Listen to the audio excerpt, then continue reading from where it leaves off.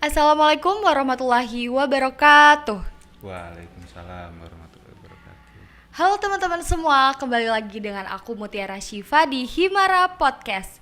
Hari ini Mandua Kebumen berkesempatan kehadiran tamu spesial yang bernama Mas Muhammad Fariza SH dalam program sosialisasi Jaksa Masuk Sekolah. Nah, Mas boleh dijelasin dulu nggak sih Jaksa Masuk Sekolah itu gimana, dan mungkin buat teman-teman belum tahu nih kejaksaan itu apa gitu mungkin. Baik. Saya jelasin dulu nih. Program Jaksa Masuk Sekolah ini apa sih? Jaksa Masuk Sekolah ini merupakan salah satu kegiatan rutinitas kami. Tahunan itu pasti ada. Di sini merupakan kegiatan yang keempat di Man 2 ya. Iya. SMA atau SMK nih? Ini MAN. Man ya, Maksudnya Man ya. Madrasah Maksudnya Aliyah. Man 2 ini udah yang keempat kalinya. Jadi kenapa apa sih Jaksa Masuk Sekolah ini? Buat apa sih? Kan seperti itu bertanya-tanya kan. Nah, program Jaksa Masuk Sekolah ini tujuannya ini bertujuan untuk membuka teman-teman atau adik-adik kita ini biar melek hukum, biar tahu nih apa yang namanya perbuatan atau tindak pidana hukuman. Jadi bertujuan agar ini teman-teman adik-adik ini menjauhi yang namanya hukuman, tapi juga mengenali hukum. Apa itu hukum? Kenali hukum, jauhi hukuman, seperti itu. Nah, terus kedua tadi nanya ya, apa sih kejaksaan itu? Iya, mungkin. Jaksa itu seperti apa? Seperti itu ya.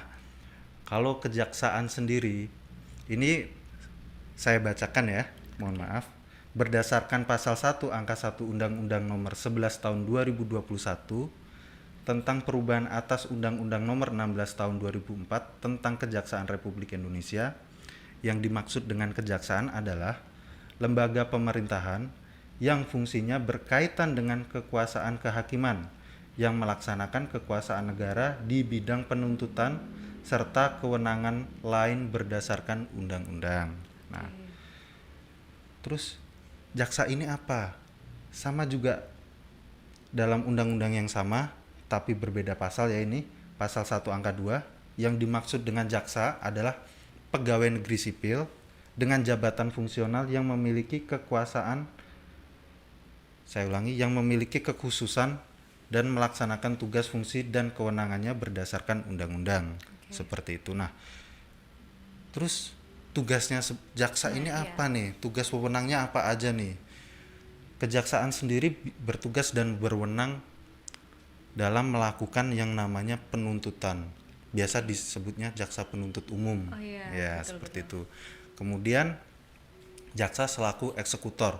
Eksekutor di sini maksudnya adalah melaksanakan putusan hakim yang sudah inkrah. Jadi dalam persidangan yang terakhir pasti kan pembacaan putusan. Ketika putusan tersebut sudah inkrah, maka jaksa akan melaksanakan putusan tersebut. Seperti itu. Jadi jaksa sebagai eksekutor. Dan lainnya juga seperti jaksa dapat juga melakukan penyelidikan dan penyidikan dalam perkara tertentu, khususnya dalam perkara perkara tipikor, tindak pidana korupsi. Oke. Nah, ini tuh ilmu mahal ya teman-teman. Kalau kita tahu kan, kita sebagai remaja juga perlu tahu mengenai hukum-hukum di Indonesia. Apalagi kan kita hidup di Indonesia yang negaranya notabene itu patuh hukum gitu ya. Iya. Kalau boleh tahu tadi apa aja sih yang di-share bersama teman-teman kita di Mandua Kebumen pada sosialisasi pagi ini? Nah, tadi itu saya mensosialisasi temanya ini bisa dilihat di sini ya, Mengenai terkait cyberbullying. cyberbullying. Betul sekali. Jadi bullying ini tidak hanya bisa dilakukan di dunia nyata, Iya, betul. atau kekerasan kan. Kekerasan ini kan nggak cuma dapat dilakukan di dunia nyata, tapi bisa juga dilakukan dalam dunia maya. Sebutannya ini cyberbullying gitu. Kenapa saya membahas tema ini? Harapan saya karena adik-adik teman-teman di sini itu kan udah semua pandai semua menggunakan yang namanya teknologi informasi ya. Apalagi tadi saya tanya ini, teman-teman semuanya ini pada punya yang namanya smartphone. Nah, Betul. jadi harapan saya ini biar teman-teman pada saat melakukan atau menggunakan alat-alat teknologi ini, contohnya laptop, komputer atau smartphone ya, ini biar lebih bijak lagi. Harapan saya itu biar teman-teman ini bijak dalam bersosial media juga. Terus tahu juga nih dampak-dampak atau bahayanya teknologi ini ketika disalahgunakan seperti itu. Meskipun teknologi informasi ini dampak positifnya ini banyak sekali ya, Betul. seperti itu. Kita perlu memilah dan memilih gitu ya. Benar sekali. Nah, ada tips nggak bagaimana sih cara menghindari cyberbullying ini untuk teman-teman remaja di luar sana? Nah, tipsnya ini saya kasih beberapa sedikit aja nih. Yang penting itu adik-adik sama teman-teman di Man 2 ini ketika dalam bersosial media tadi sudah saya sampaikan juga ya, bijak dalam bersosial media. Artinya apa? Ketika kita akan biasa kan kalau sosial media ini melakukan posting Betul. atau mengupload sesuatu. Nah, itu lebih bijak lagi. Tidak sembarangan melakukan posting tanda kutip ya.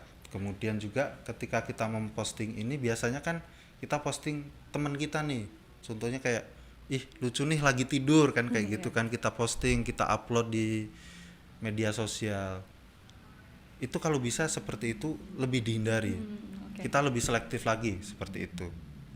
Tipsnya seperti itu. Terus yang kedua, ketika teman-teman udah tahu dampaknya ini cyberbullying itu apa sih, teman-teman kan pasti lebih berpikir lagi, dalam artian berpikir, oh ketika saya melakukan seperti ini dan itu melanggar dan itu merupakan cyberbullying, akan berdampak ke teman saya seperti ini, seperti itu. Karena dampak-dampak cyberbullying ini lumayan loh.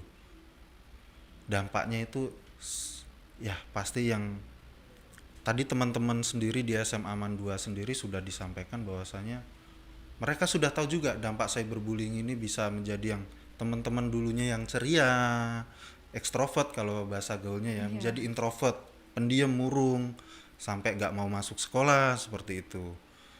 Itu dari segi fisiknya, segi mentalnya juga mereka pun pasti akan, mental mereka ini udah pasti terguncang juga. Betul. Makanya bahkan dampak dari cyberbullying ini bisa sampai menyebabkan kematian. Begitu. Nah, saya penasaran nih, apakah cyberbullying atau bullying secara general aja itu diatur nggak sih di undang-undang sendiri? Ya, nah jadi di Indonesia ini sudah ada payung hukumnya ya. Kalau bisa kita lihat lagi, bisa dilanjutkan lagi nggak?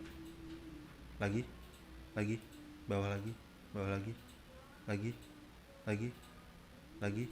lagi. Nah ini, jadi cyberbullying ini itu udah diatur, udah ada payung hukumnya, yaitu Undang-Undang Nomor 11 Tahun 2008 tentang Informasi dan Transaksi Elektronik.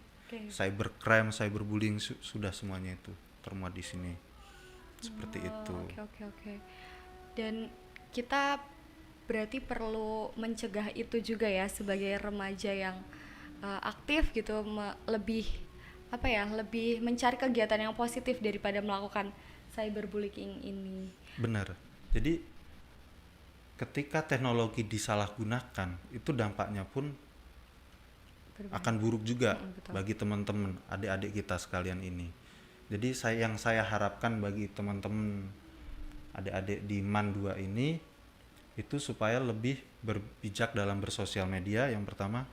Terus yang kedua, agar teman-teman ini lebih mengenal terkait hukum itu seperti apa. Iya, betul. Menambah wawasan juga bagi teman-teman kan, seperti itu. Oke, ini terakhir, ada nggak pesan-pesan untuk teman-teman di rumah supaya menjadi pribadi yang lebih baik lagi ke depannya dan menjadi generasi muda yang lebih positif? Nah, pesan-pesan saya ya, karena teman-teman ini kan SMA Man 2 ini kan semua ini calon penerus bangsa ya. Bibit-bibit unggul nih. Pesan saya cuma satu, lebih cari kegiatan yang positif, dalam artian yang bisa meningkatkan pengetahuan kalian, terus meningkatkan juga keterampilan kalian. Karena teknologi ini salah satu fungsinya juga sebagai dapat kita mencari ilmu pengetahuan banyak sekali di internet itu. Sama juga internet ini jendela dunia. Iya. Seperti itu. Oke, sepertinya waktu kita pada hari ini sudah selesai. Saya ucapkan terima kasih buat Mas Fariza. Dan untuk teman-teman di rumah, jangan lupa komen, like, dan share ke seluruh platform yang kalian punya. Dan jangan lupa di-subscribe. Sampai berjumpa lagi di pertemuan selanjutnya dan podcast-podcast selanjutnya yang pastinya akan selalu seru. Sekian dari saya. Sekali lagi terima kasih buat Baik. Mas. Sama-sama. Ya, wassalamualaikum warahmatullahi wabarakatuh. Waalaikumsalam warahmatullahi wabarakatuh.